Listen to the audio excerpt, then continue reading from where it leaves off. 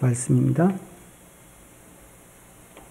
누가복음 24장 신약성경 141면에 있습니다. 50절부터 53절까지. 찾으셨으면 주신 말씀을 함께 읽겠습니다. 시작.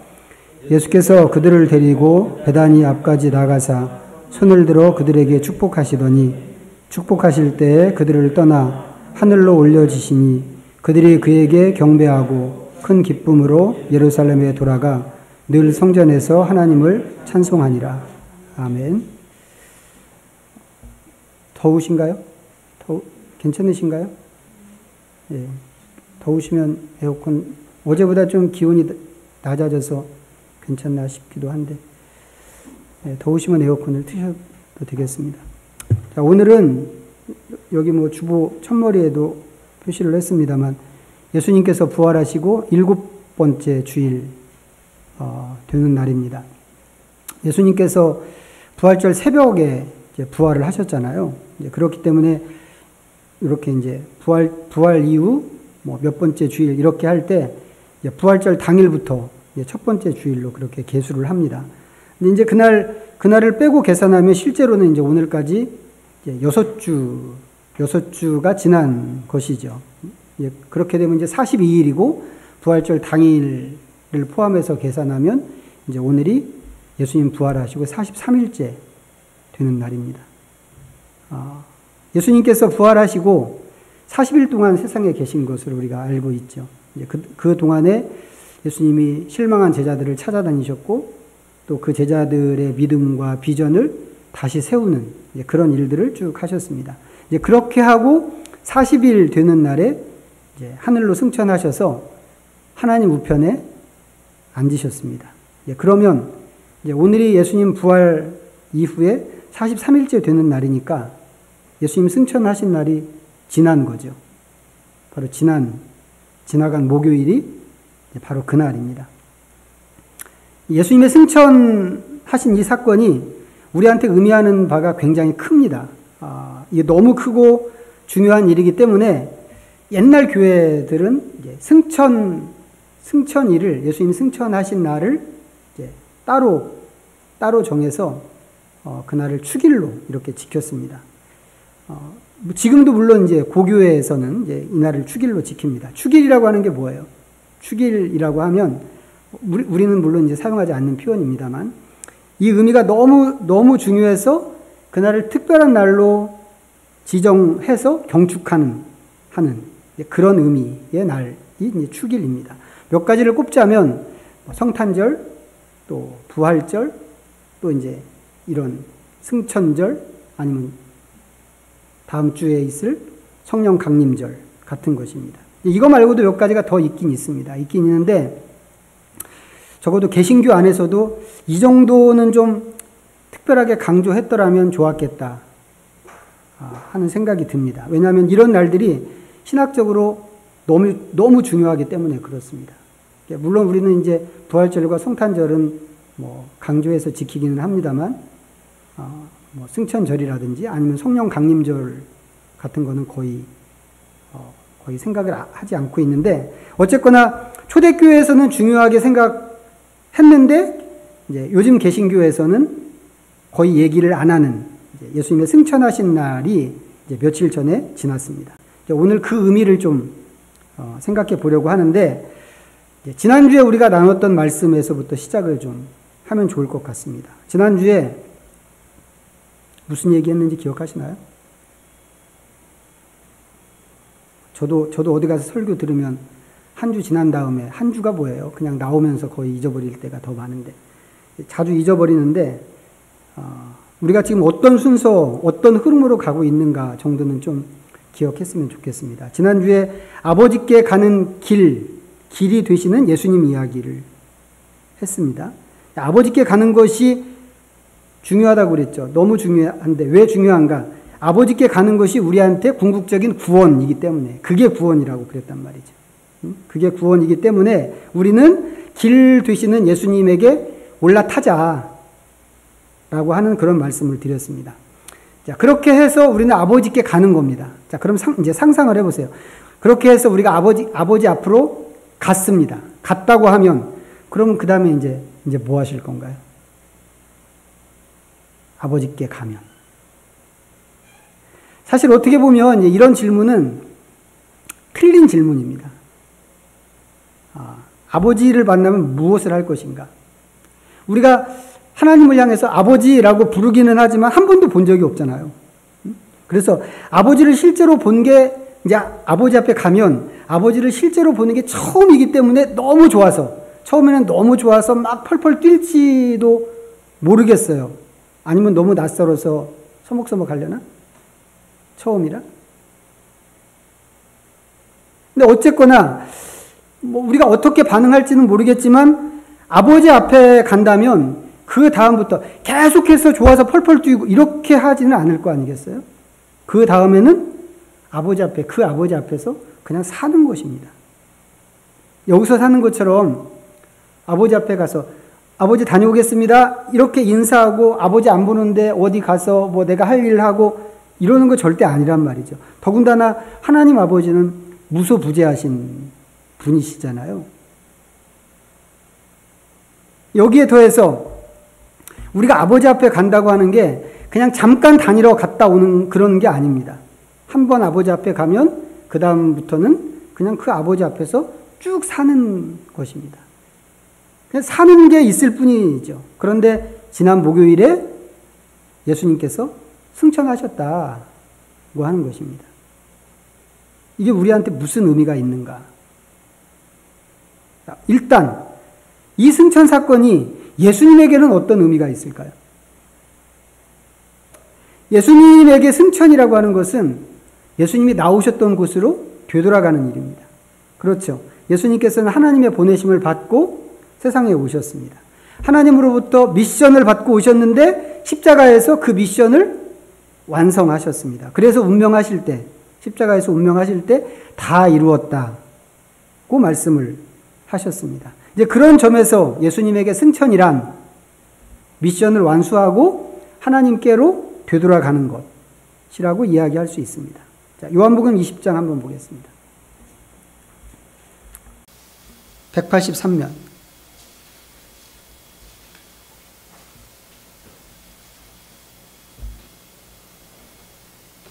17절 요한복음 20장 17절 같이 읽어보겠습니다. 시작. 예수께서 이르시되 나를 붙들지 말라.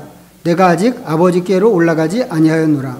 너는 내 형제들에게 가서 이르되 내가 내 아버지 곧 너희 아버지 내 하나님 곧 너희 하나님께로 올라간다 하라 하시니 하나님께로 승천은 예수님이 미션을 완수하고 하나님께 되돌아가는 일인데 하나님께 되돌아간다고 하는 말은 무슨 말인가? 그것은 아버지에게 되돌아가는 거라는 말이죠. 여기 있는 이 말씀, 지금 읽은 말씀에 보니까 내가 내 아버지 곧 너희 아버지, 내 하나님 너희 하나님에게 올라간다. 같은 말이라는 거죠. 이게 예수님에게 승천이 가져다주는 첫 번째 의미입니다. 자, 그런가 하면 승천은 예수님께서 새로운 제사장으로 선포되고 확정되는 그런 사건이기도 합니다. 자, 오늘 읽은 누가복음 말씀 50절에 보면 예수님께서 이제 이렇게 손을 들고 제자들을 축복하시는 장면이 나옵니다. 이거 구약 성경에서 아론이 처음으로 했던 그런 행동이거든요. 자, 레위기 9장 한번 보실까요? 레위기 9장 158페이지입니다.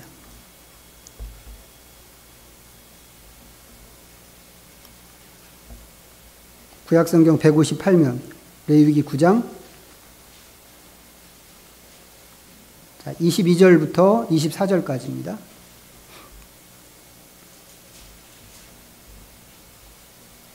읽어보겠습니다. 시작. 아론이 백성을 향하여 손을 들어 축복함으로 속죄제와 번제와 화목제를 마치고 내려오니라. 모세와 아론이 회막에 들어갔다가 나와서 백성에게 축복하매 여호와의 영광이 온 백성에게 나타나며 불이 여호와 앞에서 나와 제단 위에 번제물과 기름을 사른지라. 온 백성이 이를 보고 소리 지르며 엎드렸더라. 여기 레위기 9장은 아론이 대제사장으로 임명받고 첫 번째 제사를 집례하는 그런 이야기를 기록한 말씀입니다. 그런데 지금 읽은 이 구절에 보면 이 첫 번째 제사를 드리고 이 제사 순서의 끄트머리에서 이 제사장, 대제사장인 아론이 이렇게 손을 들어서 축복하는 겁니다. 이 축복과 함께 제사가 딱 맞춰지는 거란 말이죠. 그렇게 제사가 맞춰지자 하나님께서 그 제사를 받으셨다고 하는 사인을 보여주셨습니다. 불로 번제물을 또 기름을 불로 사르시는 그런 사인이죠. 예수님께서는 그 모습으로 그 대제사장이 제사를 다 마치고 축복하던 그 모습으로 제자들을 축복하신 거예요. 이 구약 본문 말씀과 그 유대인들의 그 제사 제도에 대해서 잘 아는 그것에 익숙한 제자들은 분명히 그것을 봤을 거라는 거죠. 예수님께서는 그런 모습으로 제자들을 축복하심으로 예수님 당신이 제사장 자격으로 지금 이 일을 하고 있다고 하는 것을 보여주고 계시는 거다라고 하는 겁니다. 제사장은 원칙적으로 하면 예수님은 제사장이 될 수 없습니다. 왜 될 수 없는가 하면 제사장은 아론의 후손만이 제사장이 될 수 있기 때문에 그렇거든요. 레위 자손 중에서 아론의 집안 식구들만 제사장이 되는 것입니다. 근데 예수님은 아론의 자손이 아니잖아요. 유다 지파입니다. 레위 지파가 아니고 유다 지파에 속하신 분이기 때문에 예수님은 어떻게 제사장이 될 수 있을까 질문을 할 수 있는데 히브리서 7장이 답을 해 줬습니다. 자, 보세요. 히브리서 7장. 359페이지입니다. 신약성경.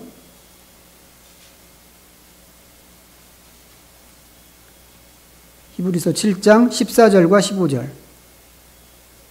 자, 읽어보겠습니다. 시작. 우리 주께서는 유다로부터 나신 것이 분명하도다. 이 지파에는 모세가 제사장들에 관하여 말한 것이 하나도 없고 멜기세덱과 같은 별다른 한 제사장이 일어난 것을 보니 더욱 분명하도다. 조금 뒤로 가서 22절부터 25절까지 또 읽습니다. 시작. 이와 같이 예수는 더 좋은 언약의 보증이 되셨느니라. 제사장 된 그들의 수요가 많은 것은 죽음으로 말미암아 항상 잊지 못함이로되 예수는 영원히 계심으로 그 제사장 직분도 갈리지 아니하느니라.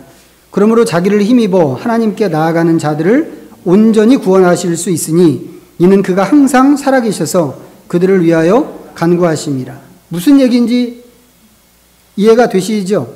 예수님께서는 유다 지파이기 때문에 혈통적으로는 제사장이 될 수 없지만 멜기세덱 같은 특별한 제사장이 되셨다고 하는 겁니다.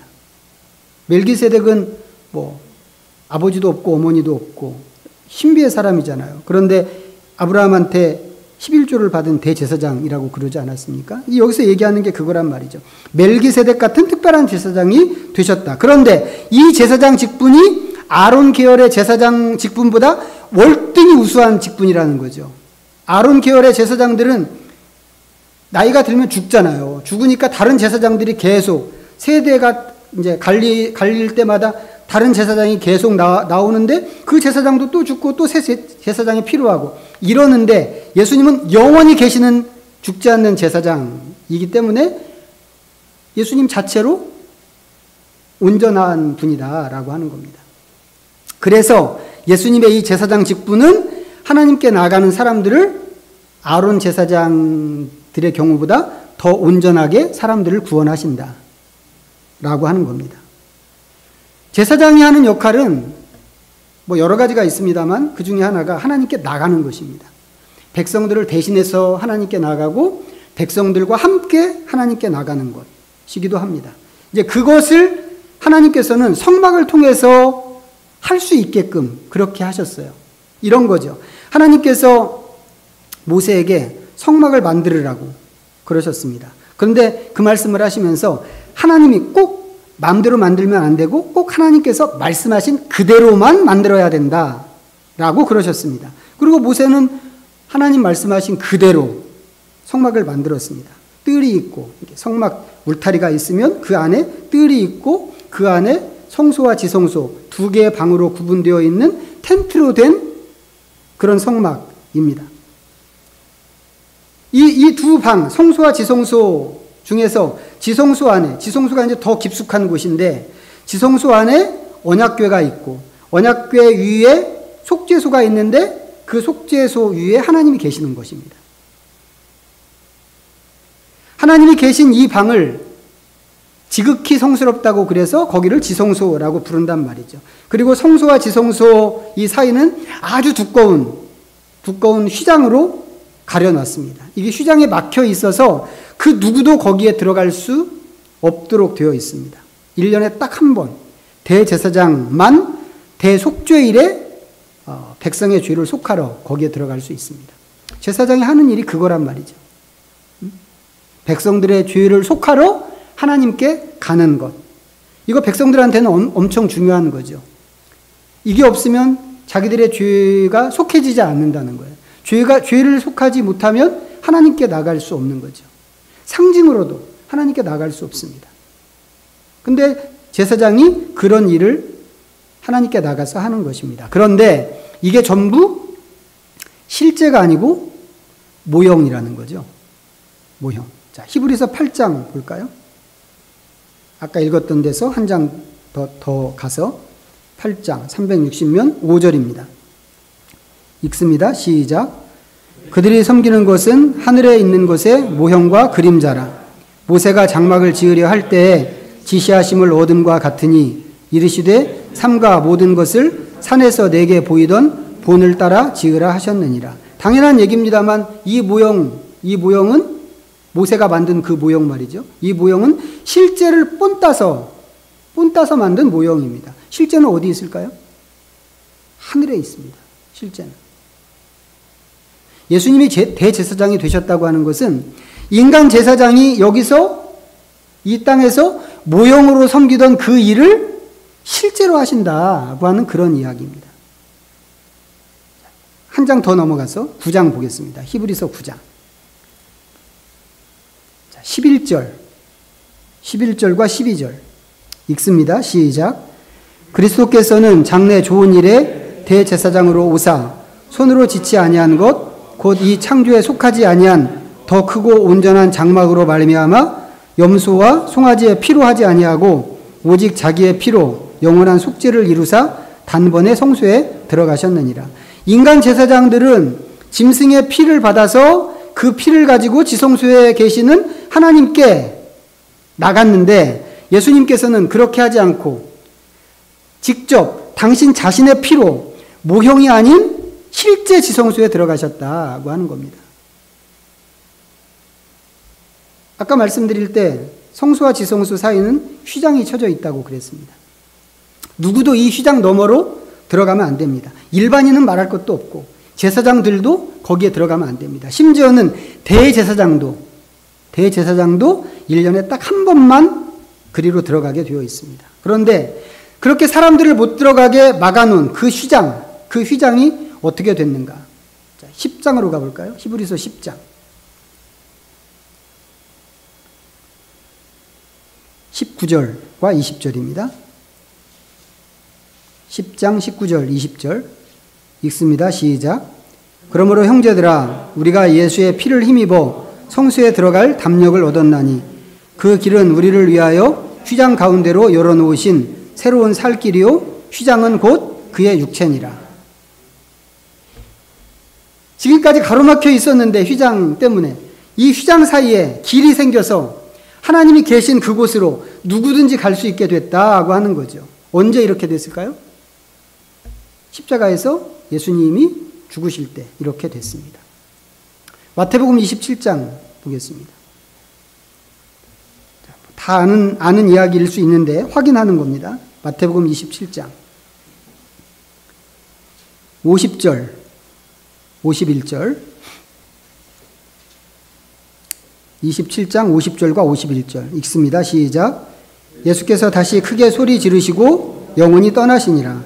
이에 성소 휘장이 위로부터 아래까지 찢어져 둘이 되고 땅이 진동하여 바위가 터지고 예수님께서 운명하실 때 성전 휘장이 위에서 아래로 찢어졌다는 거죠. 예수님께서 채찍 맞고 못 박히고 창에 찔리고 가시관 쓰시고 이렇게 하면서 그 몸이 만신창이가 됐는데 그렇게 죽으실 때 하나님께 가는 길을 막았던 휘장이 찢어진 것입니다. 이것으로 하나님께 가는 길이 진짜 만들어졌다는 거죠. 이 사건으로 인해서 우리는 하나님께 나가는, 하나님 앞으로 나가는 담력을 얻은 것입니다. 옛날에는 길이 없어서 못 나갔습니다. 길이 막혀서 못 나갔죠. 이 막힌 길을 넘어서 누구라도 하나님께 가겠다고 한다면 그것 자체로 죽는 일이었는데 이제는 길이 만들어졌으니까 죽을 걱정 없이 담대하게 갈 수 있습니다. 그럼 우리는 어떻게 해야 될까요? 우리는 성경이 줄곧 하는 얘기가 그러니까 하나님께 가까이 가자. 길이 만들어졌으니까, 길이 열렸으니까 우리 하나님께 가까이 가자라고 하는 것입니다. 그런데 예수님께서 승천을 하셨다는 거죠. 앞에서 승천은 뭐라고 그랬어요? 예수님이 아버지께 돌아가신 거라고, 되돌아가신 거라고 그랬습니다. 예수님이 아버지께 되돌아가실 때 우리는 어디에 있나요? 우리는 에베소서 2장 보겠습니다. 에베소서 2장 310면 신약성경 에베소서 2장 4절부터 6절까지 읽어봅니다. 시작. 긍휼이 풍성하신 하나님이 우리를 사랑하신 그 큰 사랑을 인하여 허물로 죽은 우리를 그리스도와 함께 살리셨고 너희는 은혜로 구원을 받은 것이라. 또 함께 일으키사 그리스도 예수 안에서 함께 하늘에 앉히시니. 우리는 본래 죄와 허물로 죽었던 사람들입니다. 죽은 사람이에요. 죽은 사람입니다. 예수 안 믿으면 죽은 다음에 지옥에 가는 게 아니고 처음부터 우리는 지옥에 있었던 그런 사람들입니다. 그런데 하나님께서 죽은 우리를 그리스도와 함께 살리셨고 그리스도와 함께 하늘에 앉히셨습니다. 하늘에 앉히셨습니다. 그리스도께서 하늘에 앉히신 것은 예수님이 하늘로 올라가셔서 하나님 우편에 앉으신 거라고 그랬습니다. 부활하시고 승천하심으로 하늘에 앉으신 것입니다. 그런데 하나님께서 그리스도와 함께 우리를 하늘에 앉히셨다고 하는 거죠. 그러면 우리는 지금 어디 있다는 얘기예요? 하늘에 있다는 얘기죠. 하늘에 있다는 얘기. 여기 말씀대로 하면 하늘에 있다는 것입니다. 하늘에 아버지 앞에 있는 것입니다. 어떻게 이게 가능하죠? 어떻게? 예수님이 승천하실 때 우리도 같이 승천한 것이기 때문에 그런 겁니다. 이게 무슨 말 같지도 않은 얘기인가요? 우리는 여전히 지금 여기 있는데, 여기 이 땅에 발붙이고 살고 있는데, 하늘 같은 것은 느껴지지도 않는데, 내가 있는 곳이 하늘인가? 내가 지금 구름에 둥둥 떠 있나? 하늘이라고 하면 우리는 먼저 그것부터 생각하는데, 전혀 느껴지지도 않는 일인데, 우리가 예수님과 함께 승천했다고 한다면, 이거 어떻게 봐야 하는 일일까? 이게 어떻게 가능한 일일까? 여기 지금 읽은 말씀에도, 여기 에베소서 2장 읽었잖아요? 읽은 이 말씀에도 분명히 밝히고 있는데 우리는 예수 그리스도 안에서 하늘에 들어간 것입니다. 여기에는 우리가 느끼는 느낌 같은 거 이거 필요 없습니다.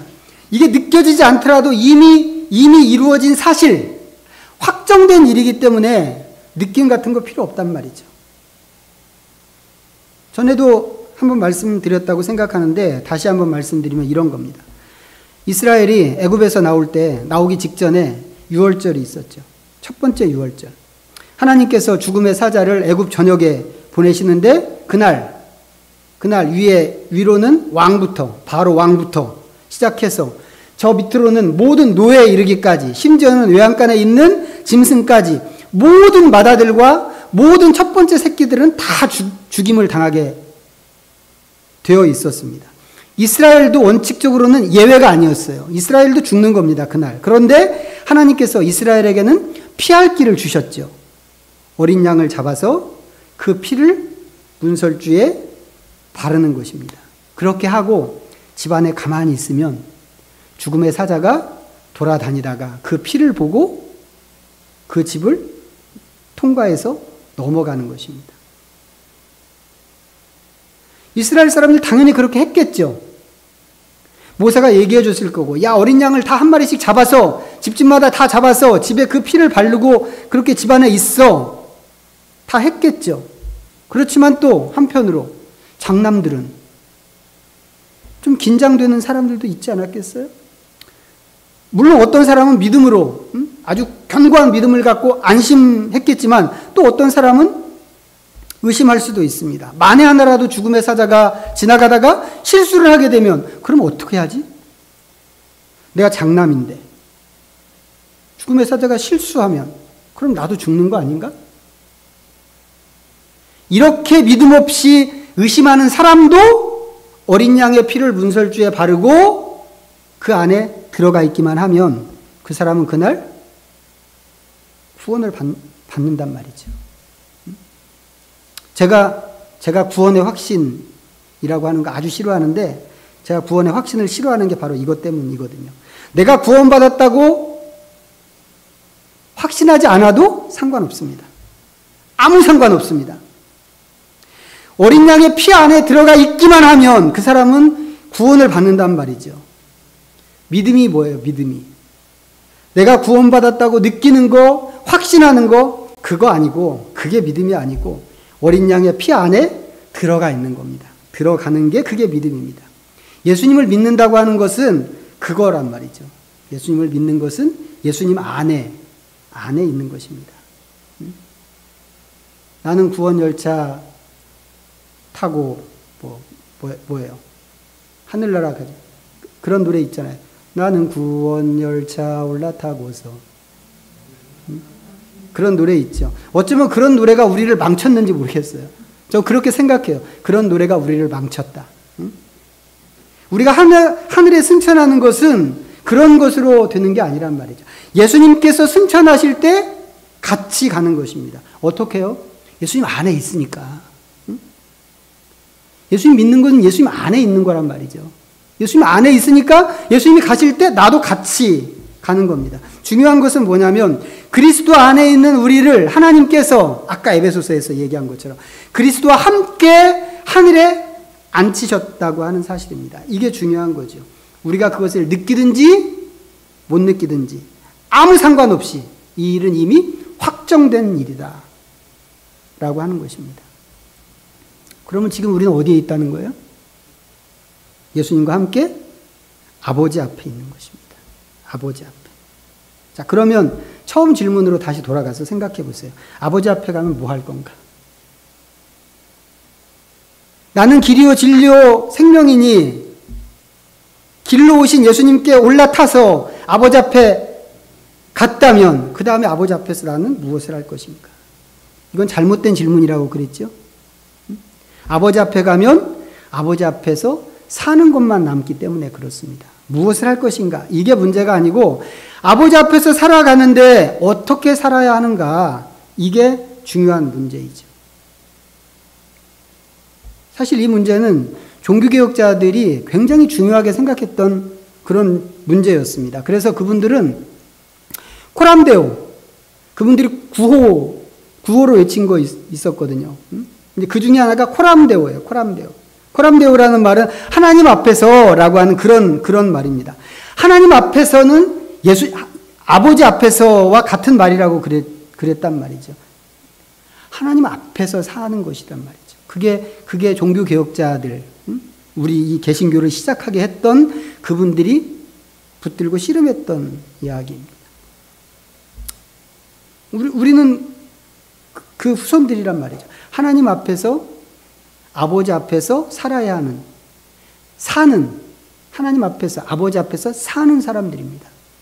이유는 우리가 이미 예수님과 함께 승천해서 지금 아버지 앞에, 하늘의 아버지 앞에 앉아있기 때문에 그렇습니다. 그렇다면 아버지 앞에 사는 우리는 어떻게 살아야 할까?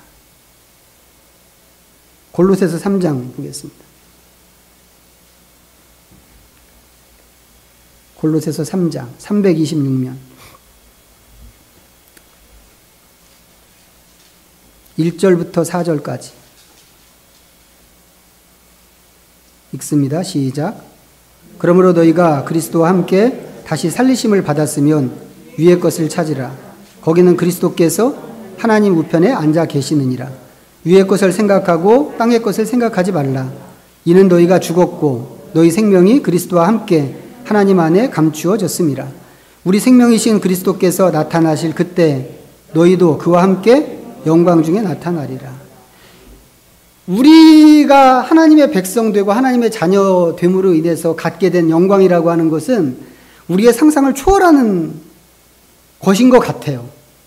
우리의 상식으로는 측정이 안 되는 그런 것이기 때문에 뭐 이거다라고 저도 말할 수는 없는데, 하여튼 성경의 이야기를 종합해 보면 우리의 상상을 초월하는 게 우리가 받은 영광입니다. 근데 그 영광이 지금은 감추어진 상태라고 하는 거예요. 감추어졌기 때문에 우리한테는 느낌도 없고 답답한 게 있습니다. 우리가 얻은 생명과 영광이 어떤 것인가 하는 것은 여기 말씀에 있는 것처럼 예수님 다시 오실 때 그때 그게 돼야 명확하게 드러나게 될 것입니다. 질문은 뭐냐면 그때까지 그러면 우리는 어떻게 살 것인가 하는 것입니다. 몸은 이 땅에 살지만 땅의 것을 생각하지 말고 하늘에 속한 것을 생각하면서 살아야 한다고 하는 게 이 말씀의 요지라고 하는 것이죠. 왜요? 왜 그렇게 살아야 하나요? 우리가 이미 아버지 앞에 들어간 사람들이기 때문에 그렇다는 거죠. 아버지 앞에서 사는 사람들이기 때문에. 그래서 이게 아버지 앞에 들어간 우리가 이 세상에서 살아야 하는 삶의 방식인 겁니다. 땅의 것을 생각하지 말고 위의 것, 하늘의 것을 생각하면서 사는 것. 우리가 예수님 믿고 진짜 얻으려고 하는 것이 아버지 맞나? 제가 지난주에도 물었잖아요. 만약에 그 대답이 확실하다면, 난 예수님 믿고 정말 아버지 한 분, 그거면 돼. 라고 하는 게 확실하다면 우리한테는 위의 것을 찾는 것, 그것만이 우리가 씨름할 유일한 문제입니다. 근데 현대교회에서 제일 안 되는 게 이거죠. 가장 안 되는 게 이겁니다. 이게 안 되기 때문에 우리 정체성에 혼돈이 생겼고 우리가 누군지를 못 보여주니까 이 세상에서 교회는 필요 없는 그런 집단이 되어버렸습니다. 그런 의미에서 우리가 다시 한번 기억을 되찾고 회복해야 하는 것이 예수님의 승천입니다. 예수님의 승천으로 나도 같이 승천했다고 하는 것, 그것과 그 승천으로 우리가 어떤 영광 가운데 있는가 하는 것을 기억하고 그 기억으로 남은 생애 동안 위의 것만 생각하면서 살기로 다시 한번 결심하는 믿음의 식구들이 되면 좋겠습니다. 기도하겠습니다. 우리 오늘 말씀 다시 한번 마음에 되새기면서 하나님 앞에 묵상으로 나갑니다.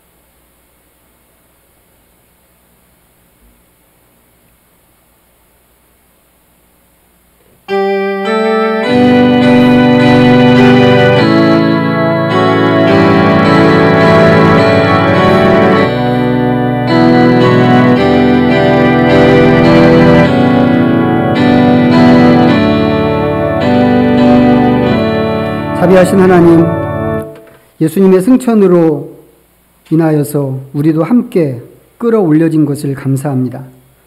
이 일로 우리는 이미 아버지 앞에 있게 되었고 비록 이 땅에 발붙이고 살지만 하늘의 영광 가운데 사는 존재가 되었습니다.